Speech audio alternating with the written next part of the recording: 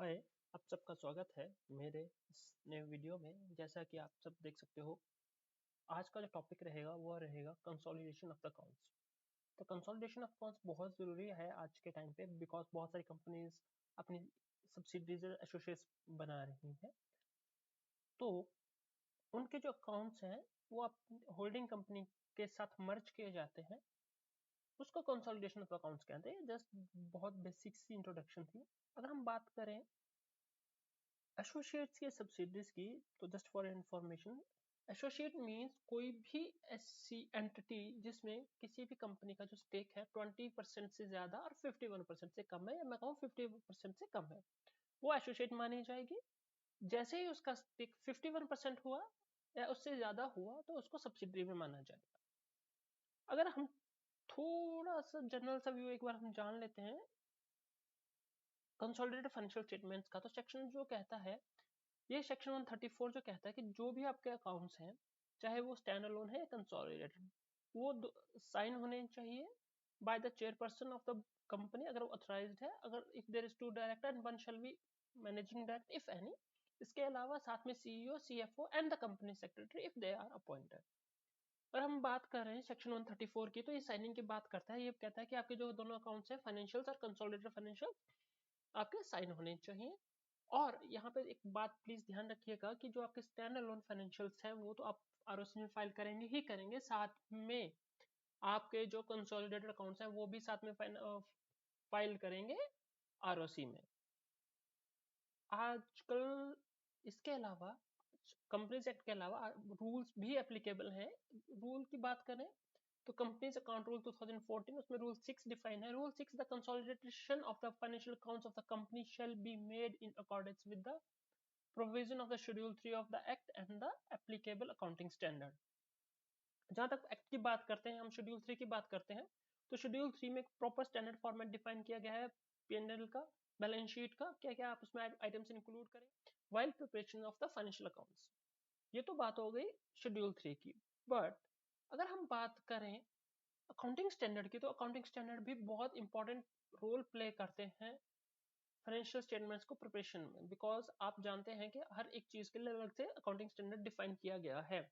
जहां तक consolidation of accounts की बात करते हैं, तो accounting standard 21 consolidation of the account से डील करता है। ये सिंपल अकाउंटिंग स्टैंडर्ड है।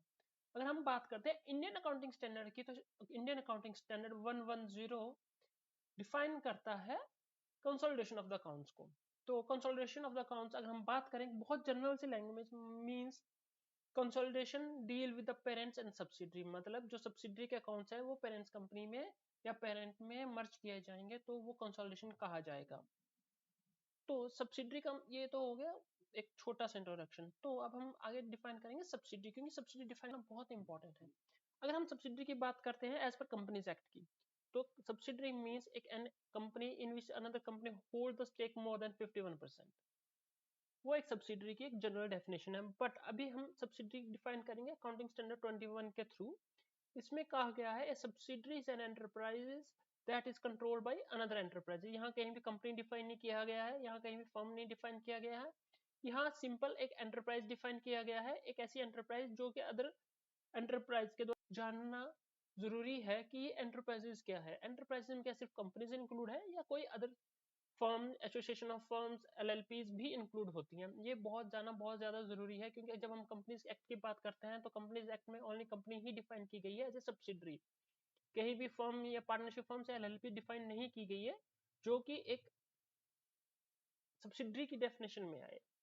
तभी तो यहाँ पे अकाउंटिंग स्टैंडर्ड 21 एंटरप्राइज डिफाइन कर रहा है। तो एंटरप्राइज को देखने के लिए क्या कहता है accounting standard, Indian accounting standard 110 को हम यहाँ रेफर करेंगे, क्योंकि उसकी मेन जो डेफिनेशन है ये यहाँ पे दी गई है, या अकाउंटिंग स्टैंडर्ड 21 बोथ डील करते हैं। क्योंकि इंडियन अकाउंटिंग स्टैंडर्ड आजकल आपको पता है कि इंडियन अकाउंटिंग स्टैंडर्ड 110 एक इंडियन अलग से अकाउंटिंग स्टैंडर्ड है जो कि कुछ स्पेसिफिक कंपनीज में एप्लीकेबल होते हैं। इसको कैसे डिफाइन किया जाता है? Consolidated financial statement provides that where an entity has control on one or more other entities, the controlling entity is required to consolidate all the controlling entities. Simple सी बात, जो भी कंट्रोलिंग एंटिटीज होगी, जो भी वो एंटिटीज को control कर रही होगी, वो उन सबकी सब्सिडरी मानी जाएगी और वो उसके साथ कंसोलिडेट करेगा। The word entity includes A company, ये बहुत ज्यादा जरूरी है, यहाँ पे एंटिटीज डिफाइन की गई है। Entity means include a company as well as other form of entity. Therefore, LLP and the partnership firms are required to be consolidated. Similarly, accounting standard 21 भी define करता है कि enterprises also include a parent, also include LLP and the partnership firms. Accounting standard 110 में इसको entity define किया गया है और accounting standard 21 में enterprise define किया. That is only the small difference, but both the things are the same.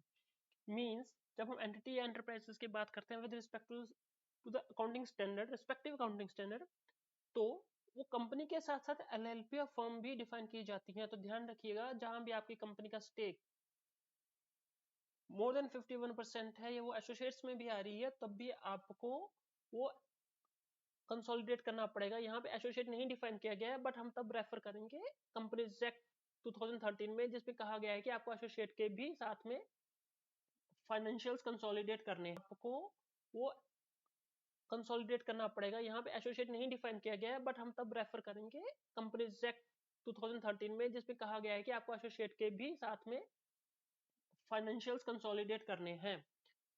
तो ध्यान रखिएगा, मैं फिर से कह रहा हूँ, इस बात का ध्यान रखिएगा कि जो भी आपकी कंपनी, जहां भी आपकी या फर्म में इन्वेस्ट किया गया है एलएलपी में, मींस जहां पे कंपनी या तो पार्टनर है या डेजिग्नेटेड पार्टनर है, वो भी अकाउंट्स आपको कंसोलिडेट करने हैं जहां पे उसका स्टेक मोर देन 51% है। बिकॉज बहुत सारे लोग क्या कर रहे हैं, मैंने जनरली देखा है, बहुत सारे लोग कंपनी टू कंपनी तो कंसोलिडेट कर देते हैं, बट ये लैक ऑफ अकाउंटिंग स्टैंडर्ड की वजह से कंपनी टू फर्म और या मैं कहूँ फर्म टू कंपनी और एलएलपी टू कंपनी नहीं कंसोलिडेट करते और उनको फिर पेनल्टीज पे करनी पड़ती हैं। अगर हम डिफाइन करते हैं कि ये कहाँ पे आप इसको रेफर कर सकते हैं इनकी एलएलपी कहाँ पे डिफाइन है, तो आप एक ये लिंक शेयर किया गया है, एफएक्यूज है आईसीएआई का, आप इस कंसोलिडेशन ऑफ अकाउंट्स में फर्म और एलएलपी भी इंक्लूड होंगे। उम्मीद करता हूँ आपको आज का टॉपिक अच्छा लगा होगा। अगर आपका कोई कमेंट है या कोई क्वेश्चन है तो प्लीज कमेंट में बताइएगा, मैं कोशिश करूंगा उन सबकी रिप्लाई करने की। Thank you.